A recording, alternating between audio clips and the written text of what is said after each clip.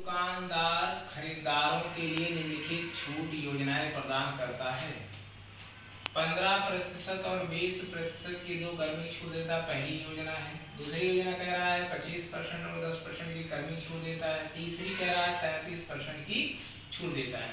तो हम पहली योजना को देखेंगे। भैया कह रहा है 15% और 20% और माइनस कर देंगे 15 गुणे 20 बटा क्या कर देंगे हम 100।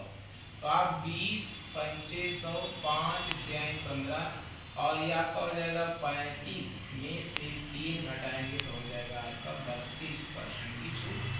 तो 32% का छूट जो है पहले वस्तु पर दे रहा है।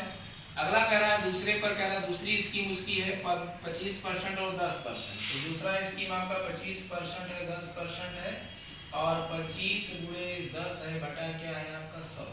तो आप यहाँ देखिएगा 0 से 0 उड़ा दीजिए। 5 गुना 10 55 25 यानी आपका 35 में से 2.5 आप अगर निकाल देंगे, 2.5 निकालेंगे तो आपका क्या हो जाएगा, सीधे सीधे यहाँ 5 हो जाएगा, दशमलव हो जाएगा, ठीक है। और यहाँ 4 में से 2 जाएगा 2 हो जाएगा और आपका ये 32.5 हो जाएगा।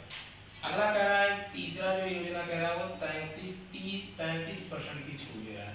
तो कह रहा है किस योजना के तहत विक्रय मूल्य न्यूनतम होगा। भैया जिस पर छूट ज्यादा होगा विक्रय मूल्य उस पे कम होगा। तो आपका तीसरा ऑप्शन सही हो जाएगा। इस प्रकार के देखिएगा सवालों को आसानी से लगाएंगे। यहाँ जो खरीदारी में होता है कि जिस पर छूट ज्यादा होती है वो वस्तु कम बिकता है, जिस पर छूट कम होती है वो वस्तु ज्यादा बिकती है। तो बिल्कुल आसानी से आप उत्तर दे सकते हैं।